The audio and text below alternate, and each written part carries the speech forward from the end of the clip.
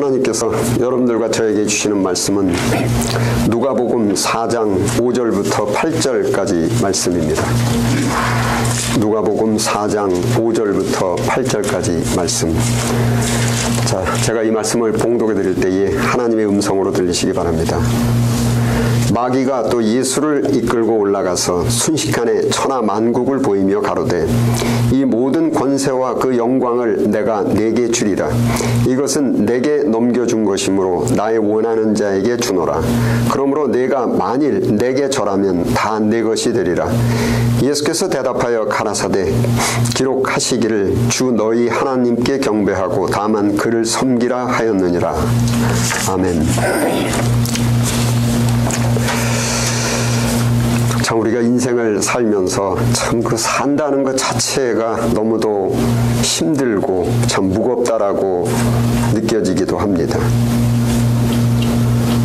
현재 우리 각자에게 주어진 현실 상황들, 가족들을 부양해야만 하는 그 경제적인 상황, 순간순간 긴장되는 그 신분 문제, 아이들 교육도 뭐 남들보다 월등하게는 아니지만 그래도 뒤지지 않게 최소한 평균 정도까지는 해야 하겠고, 또 나아가서는 과거에 내가 실수했고 판단 착오를 한 것이 파생되어서 현재까지 계속 넘어오면서 괴로움을 겪고 있는 것들, 모두가 우리 인생의 그 무거운 짐들이고 수고들입니다.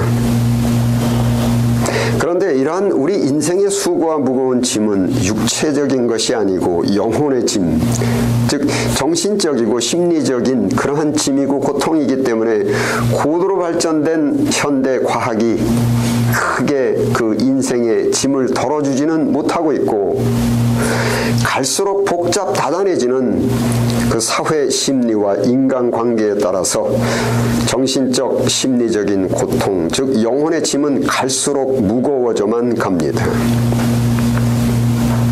영혼의 짐, 인간의 정신적이고 심리적인 고통이 악화가 되게 되면 피곤에 지친 영혼, 피곤에 지친 우리의 인간의 정신심리에 자동적으로 발생되는 이상심리가 하나 있는데, 바로 현실을 도피하고 싶은 현실 도피적 심리. 현실에 벌어지고 있는 내 가족 상황, 경제 상황, 또한 신분 문제, 내가 책임져야만 되는 그러한 일들, 국가 사회의 그 복잡 다단한 현실 상황으로부터 도피하고 싶은 현실 도피적 심리가 서서히 싹트게 됩니다.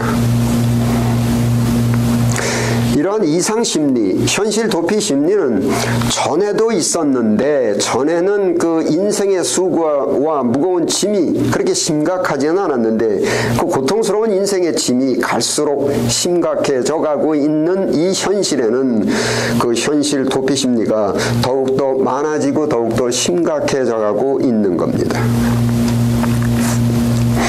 여러분들도 익히 들어서 알고 계시는 피터팬 신드롬, 한국식 발음으로 피터팬 증후군. 인생의 짐, 내 사회적 책임, 가정적 책임, 개인적 책임은 나이가 많아져감에 따라서 점진적으로 그 책임, 짐은 무거워지게 되는데, 인생의 책임과 그 짐이 갈수록 무거워지다 보니까 자기의 현실 나이를 내가 먹고 있다라는 현실 나이를 인정하고 싶지 않은 겁니다. 그리고 어린 나이, 즉 인생의 짐이 가볍고 책임이 가벼운 어린 나이에 머물고 싶은 심정이 피터팬 신드롬입니다. 또 이 피터팬 증후군은 나이에 국한된 것이 아니고 심리의 하나의 유형 패턴입니다. 즉 예를 들면 사람이 나이를 먹듯이 계단을 오를 때도 계속해서 계단을 올라가야만 하는 것처럼, 현실적으로는 이제 내가 대학을 졸업하고 이제 사회로 진출을 해야 되는데, 다음 단계로 이동하여 사회로 진출해야 되는, 진출해서 다가오는 인생의 짐과 책임, 현실 상황이 두려워서 이런저런 핑계를 대면서 계속해서 학교의 학생으로 남아있으려고 하는 것, 이것도 피터팬 증후군 심리입니다. 또 현실 도피적 이상 심리의 다른 유형은 리플리 신드롬, 리플리 증후군 뭐 이렇게 말하기도 하는데, 현실에 처해져 있는 내 상황이 너무도 고통스럽고 또 도무지 앞이 보이질 않으니까 그 현실 상황을 좀 해결하고 인생의 짐을 덜을 수 있는 그러한 미래가 보이지 않다 보니까 뭐 복권 당첨이라든지 뭐 백마를 탄 왕자를 만나듯이 부잣집 상속자와 결혼을 하는 공상, 이런저런 공상이 깊어지다 보면 그 공상이 갑자기 현실처럼 되어버립니다. 즉 현실과 공상이 확 뒤집어져 버리는 것이 리플리 증후군입니다. 요즘 또 새롭게 등장한 현실 도피적 이상 심리를 표현하는 용어 중에 하나가 리셋 신드롬.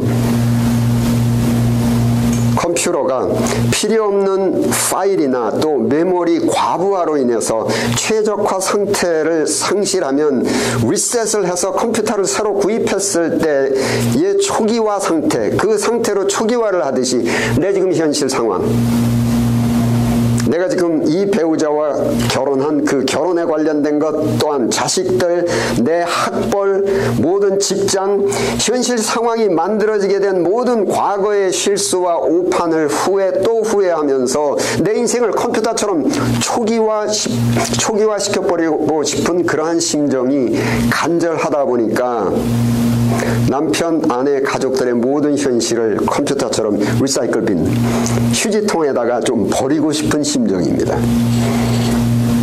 이것이 요즘 신종어로 리셋 신드롬. 이외에도 내 현실의 상황을 수용하지 못하고 과거의 화려했던 시절에 사로잡혀서 살아가고 있는 무드셀라 신드롬. 현실 도피적 이상 심리 중에 가장 심각한 중증은 현실 상황으로부터 완벽하게 도피를 해버리는 행위가 자살입니다. 여러분, 인간이 아무리 머리가 좋고 학벌이 좋아도 영혼, 즉 그 인간의 정신과 심리가 정상적이지 못하면 정상적인 평온한 인생을 살 수가 없습니다. 인생 파멸이고 기독교 용어로 멸망입니다. 정신심리학자들, 즉 전문가들의 우려가 겉으로 드러나는 정신병은 뭐 병원에 입원을 해서 치료를 하면 되는데 겉으로는 멀쩡해 보이면서 비정상적인 정신과 심리가 대단히 위험한데 피터팬 신드롬, 리플리 신드롬, 무드셀러 신드롬, 리셋 신드롬이 겉으로는 멀쩡해 보이면서 인생을 파멸시키는 무서운 병이라는 겁니다. 그런데 이러한 정신 이상 심리가 어느 날 갑자기 발생되는 것이 아니고 현실 상황, 가족들을 부양해야 되는 경제적, 심리적 그 압박감, 자식들 교육에 대한 압박감, 직장, 또한 내 개별적으로 사회적인 책임, 이런 모든 현실 상황의 그 압박을 극복하지 못하고 현실 상황으로부터 도피하고 싶은 심리에서부터 시작되는 것이 바로 이러한 이상 심리입니다. 가족들, 경제 상황, 직업, 신분, 사회적 책임, 과거의 실수로 인한 부작용, 현실에 내가 당면한 주어진 모든 인생의 짐이 아무리 무겁고 아무리 고단하고 앞이 보이지 않다 하더라도 이런 현실 상황으로부터 도피하고 싶은 심리는 파멸로 가는 첫걸음입니다. 자, 우리 인간을 제작하신 그 제작자이신 그 창조주의 가르침을 살펴보면 우선 예수님께서 보여주신 인생을 살아가는 그 본. 자, 예수님의 궁극적 목표는 요한계시록 11장 15절 함께 읽겠습니다. 시작. 하늘에 큰 음성이 나서 가로되 세상 나라가 우리 주와 그 그리스도의 나라가 되어 그가 세세토록 왕노릇 하시리로다. 자, 세상 나라, 한자어로 천하만국, 이것이 그리스도의 나라가 되어서 예수님이 천하만국의 왕, 통치자, 주권자가 되어서 이것이 예수님의 궁극적 목표이신데 지금 유혹이 누가복음 4장 5절 6절 2절 함께 읽겠습니다. 시작. 마귀가 또 예수를 이끌고 올라가서 순식간에 천하만국을 보이며 가로되 이 모든 권세와 그 영광을 내가 네게 주리라. 마귀가, 여러분, 마귀는 반복해서 말씀드리지만 뭐 시커멓게 생긴 뿔 달린 짐승처럼 생긴 존재가 아니고 눈으로 볼 수 없고 손으로 잡을 수 없는 그 정신세계입니다. 영입니다. 영. 소위 타락한 영, 잘못된 것을 뿌리고 다니는 그 영. 네. 즉 인간의 영혼, 인간의 정신과 심리 사이를 오락가락하면서 인간의 정신과 심리를, 영혼을 혼란시켜서, 혼돈시켜서 인간 스스로 자기가 잘못된, 파멸하는, 망하는 행위를 스스로 하게끔 조장하는 것이 바로 마귀라는 존재입니다. 인간으로 하여금 정신 이상, 심리 이상을 발동시켜서 인간으로 하여금 잘못된 분별, 잘못된 오판을 일으켜서 스스로 멸망하는 짓을 하게 만드는 것, 그것이 바로 마귀가 하는 것입니다. 소위 요한복음에 마귀가 가룟 유다에게 예수를 팔려는 생각을 집어넣었다. 가룟 유다에게 생각, 잘못된 오판이 들어오게 만드는 것, 정신세계가 그렇게 해서 스스로 예수님을 배신하고 스스로 파멸하게 만드는 것, 그것이 마귀라는 존재가 하는 것입니다. 그런데 그 마귀가, 그 잘못된 정신세계가 천하만국을 다스리는 권세와 영광을 지금 너에게 주겠다. 요한계시록에 우리 잠시 전에 읽은 11장 15절에 기록된 예수님의 궁극적 목표를 지금 채워주겠다. 지금 얻을 수 있게 해주겠다. 자, 그런데 그 천하만국을 통치하시는 궁극적 목표가 있으신 예수님의 현실에 처해진 그 상황은 어떠했습니까? 예수님의 현실 상황은 뭐 베드로, 요한, 야고보, 가룟 유다 이러한 무지하고 막지한 12명의 제자들에게 이거 뭐 철학이나 심리학 정도가 아니고 선언론적 지식인 신학, 영감, 정신적 지식, 즉 몸이나 머리로 인지하는 것이 아닌, 배우는 것이 아닌 가슴의 감동으로, 영혼의 감동으로 배우고 인지할 수 있는 영적 지식, 하나님께서 통치하시는 이 사회, 이러한 모든 사회의 시작과 끝과 이치를 가르치셔야만 되는 현실 상황, 또한 그 현실 상황이 제자에게 배신을 당해서 로마 병정들에게 체포되고 온갖 치욕과 모욕을 당하시면서 채찍에 맞고 창에 찔려서 그 고통스러운 십자가에 못 박혀서 죽어야만 되는 그러한 현실 상황, 이러한 인생의 짐과 삶의 고통의 현실 상황으로부터 도피를 하고 싶은데 이러한 상황에서 슬며시 다가오는 생각, 슬며시 다가오는 심리가 그것을 마귀의 유혹이라고 하는 것인데, 인간의 정신과 심리를 오락가락하면서 혼란케 하는 그 유혹이 이러한 인생의 짐과 고통을 거치지 않고도 천하만국을 다스리는 권세와 영광을 내가 네게 주겠다. 이렇게 고통스러운 현실의 모든 상황으로도 도피해서 이렇게 골치 아픈 현실 상황을 거치지 않고도 인생의 궁극적 목표를 이룰 수 있지 않겠느냐. 정신과 심리가 이러한 유혹, 이러한 심리에 휩싸이게 되면은 피터팬 증후군, 리셋 증후군, 리플리 증후군, 전문가들이 염려하는 겉으로는 멀쩡해 보이지만은 정신병이고 이상심리에 걸려서 병원에 치료도 받아보지 못하고 인생 파멸하게 되는 겁니다. 얼마 전에 대한민국의 중요 언론, 신문이나 TV 등에 그 보도된 황당한 사건, 과천에 위치한 교회라는 간판을 달고 있는 곳에서 그 목사라고 스스로 자칭하는 그 사람의 유혹에 빠져서 400여 명의 사람들이 자기들의 가족들, 직장, 사회, 대한민국 사회, 현실의 모든 상황으로부터 도피해서 신학적으로 십자가 같은 그러한 현실의 모든 고통스러운 현실 상황을 거치지 않고도 천국과 같은 낙원을 얻을 수 있다는 유혹에 빠져서 현실의 상황으로부터 도피해서 남태평양 피지 섬에서 집단 생활을 하고 있다는 어처구니 없는 사람들에 대한 뉴스입니다. 자, 이거 말도 안 되는 유혹에 넘어가서 가족들을 버리고 직장과 재산을 모두 포기한 이 사람들이 IQ가 평균 이하도 아니고 교육 수준이 평균 이하도 아니고 여러분들과 저와 조금도 다름이 없는 대한민국 국민의 평균적인 수준의 사람들입니다. 여러분들과 저와 동등한 수준의 대한민국 국민들께서 천하 만국을 다스리는 권세와 영광을 지금 즉시 주겠다라는 것 같은 황당한 유혹, 평강과 풍요가 가득한 그 하나님의 나라 천국에서 살게 해주겠다는 그 황당한 유혹에 가족을 배신하고 직장을 포기하고 재산을 모두 팔아서 바치게 된 근본적인 원인은 현실 상황으로부터 도피하고 싶은 심리, 그러한 심리에 빠져 있었기 때문에 그러한 황당한 유혹에 빠지게 되는 겁니다. 여러분, 성경을 기초로 한 우리 기독교, 예수님을 따르는 기독교는 첫째도 둘째도 셋째도 현실 도피가 아닙니다. 예수님께서 처하셨던 그 고통스러운 모든 현실 상황, 무지막지한 제자들을 가르치셔야 되고 또 모욕을 당하시고 치욕을 당하시고 채찍에 맞고 창에 찔려서 고통스럽게 십자가에 죽으셔야 되는 그 현실 상황은 아버지 하나님께서 주신 현실 상황이기 때문에 그러한 상황에서 도피하는 것은 아버지 하나님께로부터 도피하는 겁니다.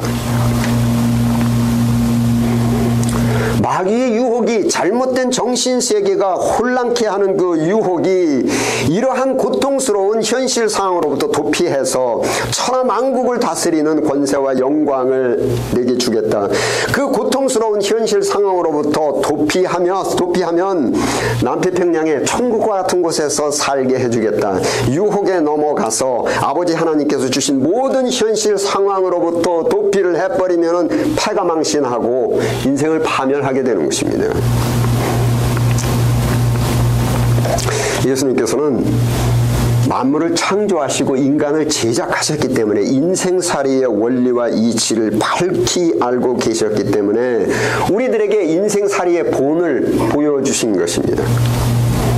현실에 주어진 모든 상황은 나를 가장 사랑하시는 아버지 하나님께서 주신 것이 현실 상황이기 때문에 현실 상황을 내가 결코 거부해서도 안 되고 도피해서도 안 된다라는 신념으로 유혹을 물리치신 겁니다.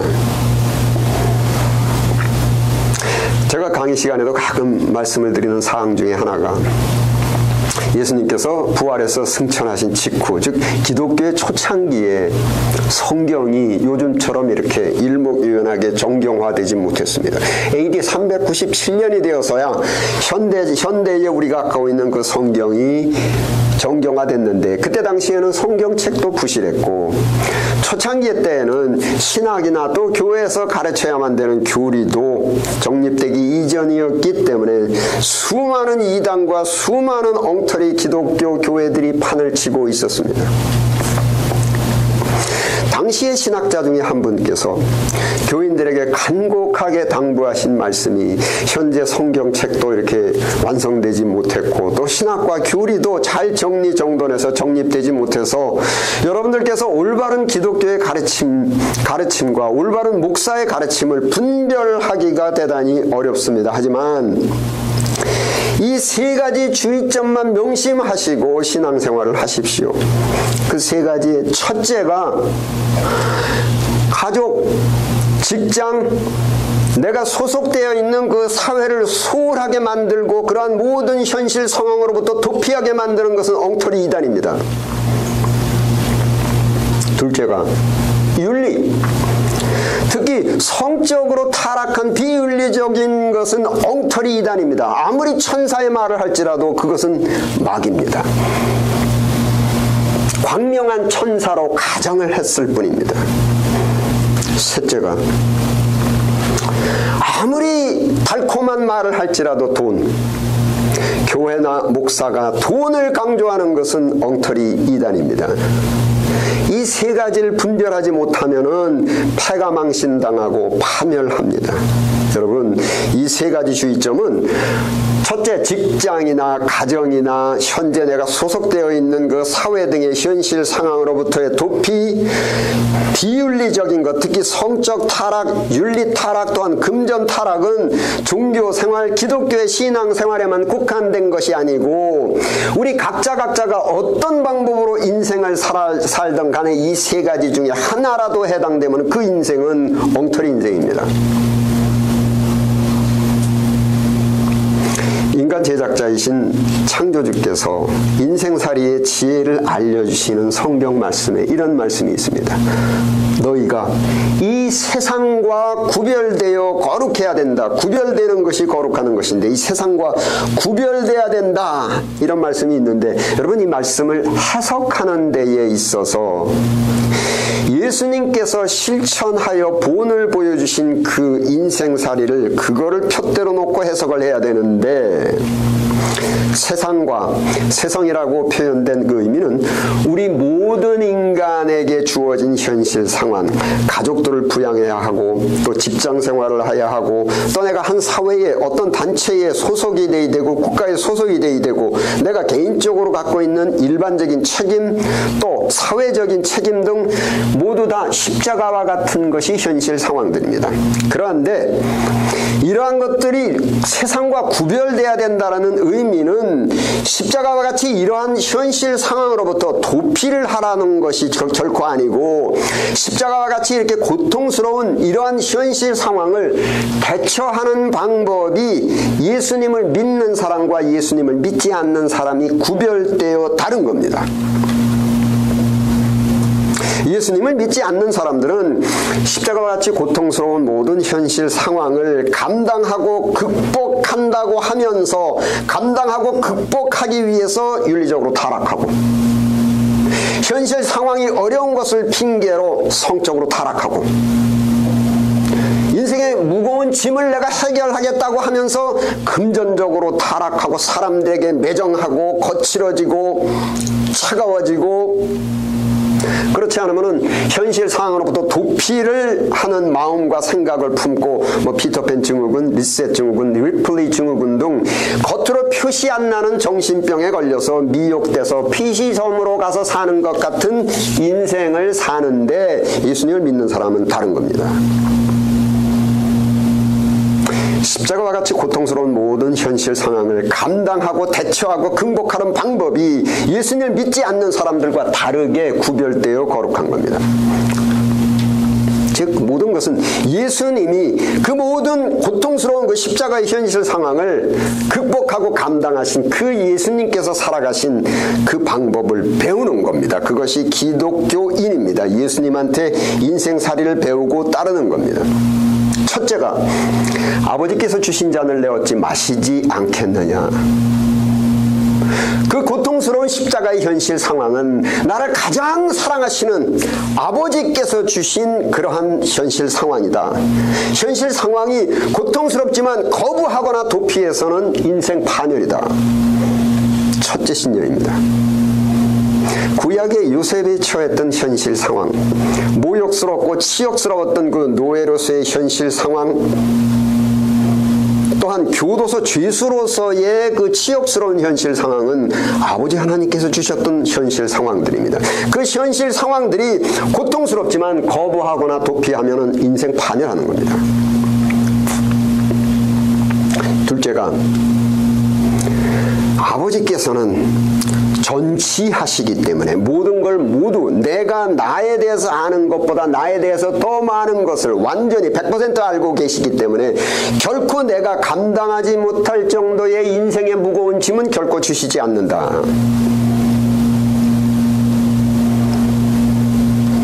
제가 개인적으로 인생을 살아나가면서 마음에 새겨놓은 그 인생 모토가 하나 있는데 제가 그것을 기독교 철학자인 그 임마누엘 칸트한테서 배워서 매 순간마다 제가 갖고 있는 제가 어떤 인생의 짐이 좀 무겁다고 느껴지고 이렇게 할 때 쓰는 그러한 그 임마누엘 칸트의 단원이 하나 있는데 I can do it because I have to do it.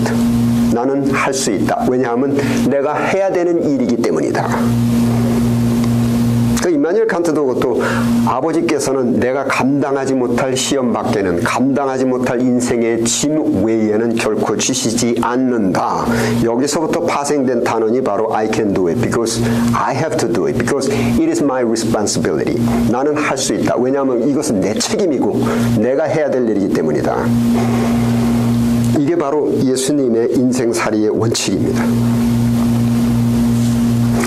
우리 현실 상황에 주어진 모든 인생의 모든 짐들, 남편으로서, 아내로서, 또 부모로서, 또 소속된 직장의 직장인으로서, 또 한 사회의 인으로서의 모든 책임, 부양의 책임, 교육의 책임 모두 십자가와 같이 고통스러운 인생의 짐입니다. 예수님께서 너희가 각기 자기 십자가를 지고 나를 따르라. 그런데 이 십자가와 같이 고통스러운 현실 상황은 우리 각자를 눈동자보다 더 아끼고 사랑하시는 아버지 하나님께서 주신 것입니다. 그런데 그 십자가, 그 인생의 짐이 결코 내가 감당하지 못할 정도로 무겁게 주시진 않고, 또한 그 십자가의 고통을 거쳐야만 영광도 있고 축복도 있고, 그 십자가의 고통을 겪어야만 인생의 달콤한 열매, 인생의 보람과 성취감과 행복감과 모든 달콤한 영광스러운 인생의 열매를 맺을 수가 있는 겁니다. 한국 속담에 호랑이한테 물려가도 정신만 바짝 차리면 산다. 정신, 기독교적 용어로 영혼입니다. 즉 우리가 지금 남의 나라에 와서, 우리가 태어나지 않은 나라에 와서 지금 살고 있는 현실 상황, 이것이 꼭 호랑이한테 물려가 있는 것 같이 고통스럽고 두렵고 긴장되고, 또한 때로는 앞뒤 전후가 보이지 않는 것처럼 깜깜한 것 같아도 정신만 차리면 살아남을 수 있다. 정신, 영혼, 영혼이 잘됨 같이 범사가 잘 된다. 그 범사라는 것은 바로 일반적인 현실 상황, 가족 부양, 자식들 양육, 신분, 직장, 사회, 영혼이 잘됨 같이 이러한 모든 영혼의 정신력으로 이러한 모든 현실 상황을 능히 극복하고 감당할 수가 있다. 자, 여러분, 호랑이한테 물려가도 정신만 차리면 살아남는다인데, 호랑이를 이길 수 있는 정신력, 즉 십자가처럼 고통스러운 현실 상황을 극복할 수 있는 정신력, 영혼의 능력은 여러분들과 제가 원래부터 갖고 있었던 정신력과 영혼의 능력으로는 젖먹은 힘을 다해도 백전백패입니다. 젖먹은 힘을 다한다 하더라도 우리에게 현실에 주어진 모든 현실 상황을 감당하거나 극복하기는커녕 현실에 주어진 인생의 짐을 감당하지도 못하고 극복하지도 못하고, 그것을 핑계 삼아서 불법을 행하고 성적으로 타락해지고 윤리적으로 타락하고 사람들에게 매정하게 대하고 차갑게 대하고 거칠게 대하고 그런 식으로 인생을 살든지, 그렇지 않으면은 현실 도피적인 생각과 마음을 품고 피터팬 증후군, 리셋 증후군, 리플리 증후군 등의 이상심리에 빠져서 현실을 도피해서 피지섬에 가서 사는 것 같은 인생을 살게 됩니다. 여러분, 십자가와 같이 이렇게 고통스럽고 무거운 인생의 현실 상황을 능히 감당하고 극복해서 빅토리, 승리를 거두고 영광스러운 인생의 그 영광스러운 열매, 인생의 보람과 성취감과 행복감을 획득할 수 있는 그 정신력, 그 영혼의 능력은 오직 예수님의 정신력, 예수님의 영혼의 능력밖에 없습니다. 교회에 와서 예배를 드리는 목적은 가정과 사회로부터, 직장으로부터 도피를 하듯이 교회로 들어오는 것이 아니고, 교회에 와서 예배를 드리는 목적은 거듭남, 새롭게 다시 태어나는 것, 내가 원래부터 갖고 있었던 내 연약한 정신력, 내 연약한 영혼을 벗어버리고 강인한 정신력, 강인한 영혼, 거칠고 사나운 호랑이를 능히 이길 수 있는 정신력, 영혼의 능력의 영혼, 현실에 주어진 그 십자가와 같은 그 고통스러운 현실 상황을 능히 감당할 수 있는 그러한 강인한 정신력으로 새로운 피조물, 새로운 정신, 새로운 영혼으로 다시 태어나서 거듭나서 가라 저 세상으로, 세상 끝까지 가정으로 돌아가고 직장으로 돌아가고 사회로 돌아가서 십자가와 같이 그 고통스러운 현실을 능히 감당하고 능히 극복해서 승리를 거두는 겁니다. 갈라디아서 2장 20절 함께 읽겠습니다. 시작. 내가 그리스도와 함께 십자가에 못 박혔나니 그런즉 이제는 내가 사는 것이 아니요 오직 내 안에 그리스도께서 사신 것이라. 내가 그리스도와 함께 십자가에 못 박혔나니 내가 원래부터 갖고 있었던 내 정신, 내 심리, 내 마음 이러한 것들이 십자가에 못 박혔으니 그리고 이제 새롭게 거듭나서 새롭게 태어나서 이제는 예수님의 정신, 예수님의 영, 성령 충만, 예수님의 영으로 예수님의 심정으로 새로 그 정신력으로 새롭게 거듭나서 가장의 책임, 아내로서의 책임, 부모로서의 책임, 직장과 사회의 모든 사회적 책임, 현실에 주어진 그 십자가와 같은 모든 인생의 짐들을, 이 인생의 짐들이 내가 원래부터 갖고 있었던 내 정신력, 내 심리, 내 영혼의 능력으로 현실 상황을 모두 다 바라볼 때는 도저히 내가 감당하지 못할 정도로 거대하기만 했는데 교회 와서 예배를 드리면서 예수님의 정신, 예수님의 영혼으로 새롭게 태어나서 born again을 하니까 호랑이처럼 거칠고 거대하게만 보였던 모든 내 인생의 현실 상황이 귀여운 고양이처럼 보이고 고양이처럼 느껴지기 시작하는 것입니다. 모든 나에게 주어진 내 십자가, 윤리적인 이런 것, 인생의 짐을, 윤리적인 인간성을 내가 상실하지 않고도 예수님처럼 사람들에게 매정해지지 않고도 예수님처럼 사람들에게 거칠어지지 않고도 예수님처럼 십자가와 같은 모든 현실 상황을 능히 감당하고 능히 극복하고 인생을 승리를 거두어서 보람과 성취감과 행복감, 이러한 인생의 영광스러운 열매를 얻을 수 있는 것이 바로 예수님을 따르는 데에서 수반된 축복입니다. 기도하시겠습니다. 아버지 하나님, 성령으로 예수님의 영으로 저희를 새로운 피조물로 거듭나게 하옵소서. 연약하기만 한 저희들의 본성적 영혼과 정신이 십자가에 못 박혀 소멸되고 강인한 예수님의 정신력, 예수님의 영혼으로 새롭게 거듭나게 하옵소서. 예수님의 영혼의 능력으로 현실의 십자가적 모든 상황을 능히 감당하고 극복하고 영광스러운 인생의 열매를 맺을 수 있는 은혜를 받게 하옵소서. 우리 주 예수 그리스도 이름으로 기도드립니다. 아멘.